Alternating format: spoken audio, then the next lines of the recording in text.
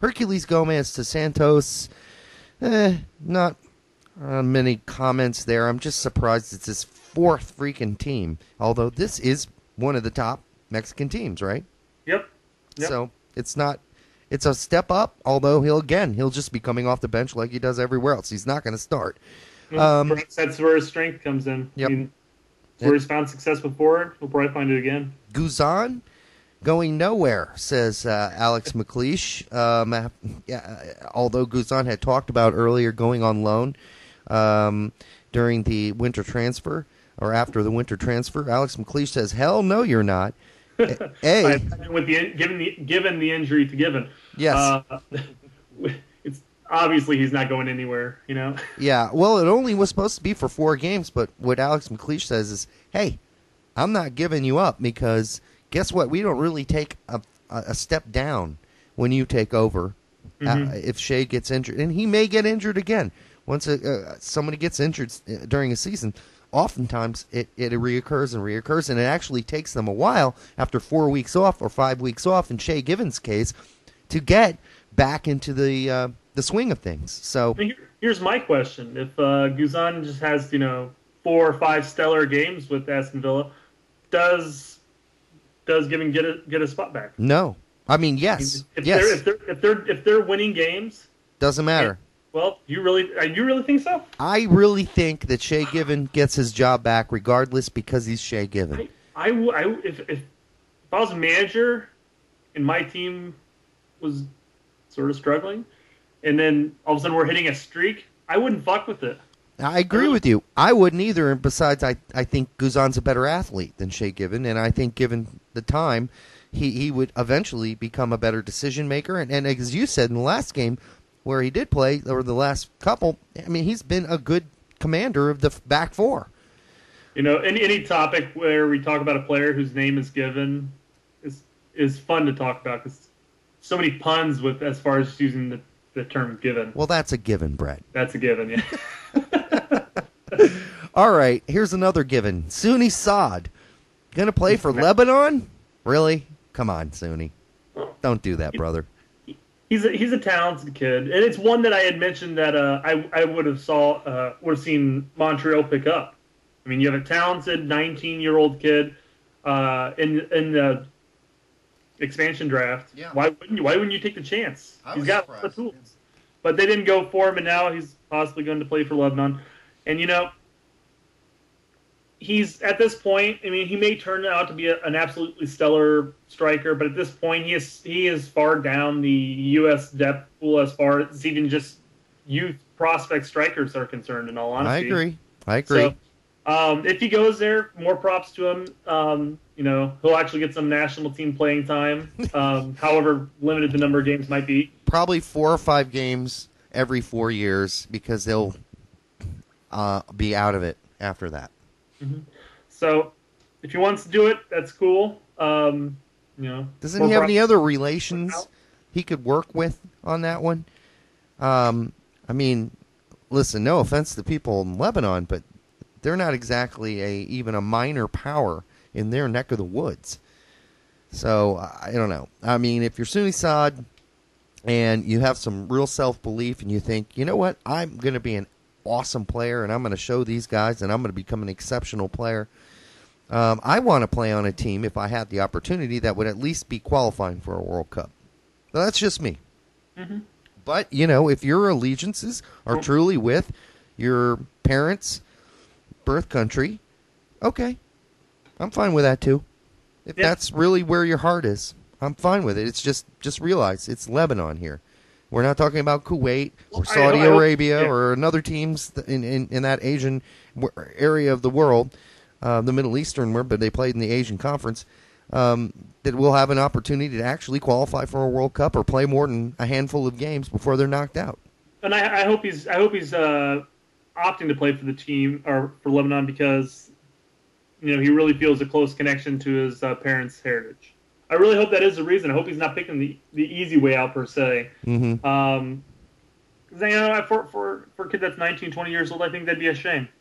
But yeah, he very well could turn out to be a quality goal or a quality striker, and at that point, if he's playing with Lebanon, I guess he always has the option for the one-time switch. But yeah, well, it kind of makes you appreciate Rossi more, right? Because here's a kid who stuck to his guns. I never had an issue. He with took him. the hard route. Yeah, it would have been easier playing for the United States because he would have been starting since he was like 19, 20 years old. All right, Timmy Chandler moved to Stuttgart. Timmy says no. Stuttgart says they were interested. I guess we'll see. What it really means is if you're watching Timmy play overseas, he's scoring goals. He is highly thought of, and bigger teams are going after him. And Stuttgart needs the help, actually. So, nothing really surprising about this. No. The other, a lot of bitching and moaning about Klinsmann's salary once it came out that it's $2.5 million. It's 4 times more than Bob Bradley made. A lot of people upset about this, saying, he's being overpaid. Perhaps based on a national team, like the manager aspect, but he's also taking a lot of workload on his shoulders as far as revamping the youth system. At least that's what he's saying, and we're seeing a little bit of it, a little more fluidity between the two, between the U17s, 20s, and the senior team as far as style of play and basically the long vision. Mm-hmm. So 2.5, it might definitely seem like an awful lot in comparison to what we were paying, but if it pans out the way that the picture is being painted, I won't be too upset. Yeah, I'm not going to be upset if it pans out, or in this case, if it doesn't pan out. But I do think that's a lot more than I thought he was making. Yeah. That was somewhat of a surprise. I thought he was going to make at least double what Bob Bradley made. When it came out, he was making 4 times what Bob Bradley made. Then I was a little bit surprised. Because Klinsmann, although, we all know his history, he people don't give him credit for what the German team achieved in the World Cup when he was the manager. And then, of course, he didn't do didn't have fantastic results at Bayern Munich, and that managing stint was cut short quickly. So there are a lot of questions about Klinsmann's management abilities, his ability to succeed, to actually be an X's and O guy, to be able to transform a team without somebody like Yogi Love there helping him out. So, outside of that, I don't really have a problem with it. I guess we'll just, as you said, we'll just have to see where this goes, because it's really early still. It's I guess you could almost say it's like a high risk, high reward type thing. You're paying a lot more money than you normally would, as far as USSF is concerned, but they're hoping for a greater return on their investment. Hey, if the USSF has the money, that's good. That's saying something. Hopefully, they have more and more money as the game becomes more popular, and there are more folks buying tickets for these United States men's national teams games. All right, so here's another thing that kind of is in that area. Greg Berhalter, with the help of AEG, is named manager of Hammarby in Sweden. And this seems like a really positive, good thing at first. Of course it does, because there haven't been many American managers overseas. Thomas Dooley did it for a while. We've got Bob Bradley over there now managing the Egyptian national team. We had at one point Steve Sampson do it for Costa Rica. So we don't have a lot of guys that go overseas and manage. There was a guy named Alkitis Panagoulias, who managed not only the Greek national team but Olympiakos. But he wasn't really thought of as an American, trust me. But anyhow, Berhalter going there is a big deal, except for this fact. As you mentioned to me, AEG may have, kind of had something to do with this, number one. And number two, Hammarby is in the second division of Swedish football. Of course, after being being successful for a long time in the first division, and really being a kind of one of those teams, Hammarby, that you've heard that name before in Swedish football. You know who they are. But right now they're kind of on a downswing. But but what are your thoughts about the AEG connection? It almost seems to me like they're I read that they're actually covering part of his salary.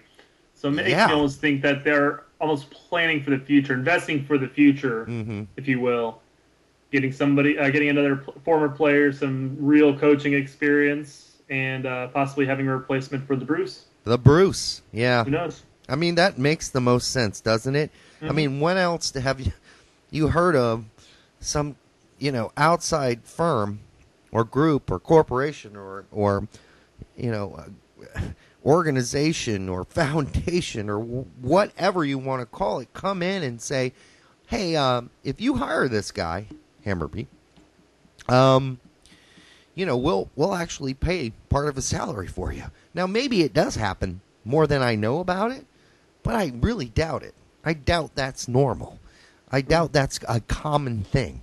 So I think you're right because, Hammarby, outside of the fact that Berhalter, played in several countries in Europe, but not in Sweden, he's never played there before. He's not a familiar face nor a familiar figure. If you would have told me it was some other American who had played in the 90s in Sweden, I would be saying something or singing a different tune. But they don't know Berhalter from a hole in the wall, do they? I'm sure a good number of people there don't. I mean, come on. He's not going to be complete. He's not going to be a complete fish out of water. He does have as far as just he's managerial basics. He does have the one season with LA, but he is also going to have the former coaching staff helping him out, and he's at least assistants. So I mean, there's going to be people in place to help him out. But he has European pedigree. Yeah. Yeah. More props to him. Good luck. Yeah, good luck. All right, last topic. Let's talk about Ridge Mahoney's top 10 left midfielders list, and we don't have much time, so let's buzz through it. You had a couple, issues with this list.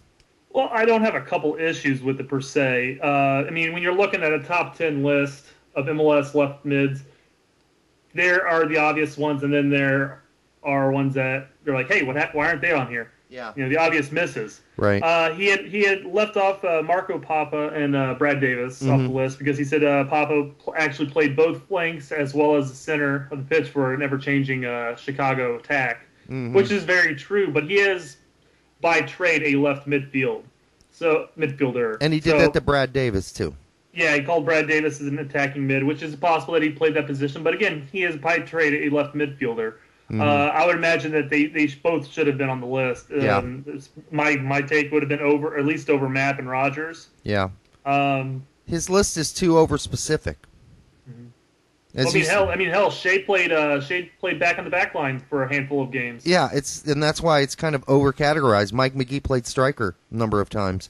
So I think it's overly technical, this list. I mean, unless you're going to come up with specific lists like, okay, well, here's the top 10 left center attacking midfielders, or here's the top 10 center defensive midfielders who often also played center midfield but occasionally played sweeper. I mean, I just think that if you're going to make a list like this, let's make it more general so a lot of other people should qualify, because Brad Davis should be on this list.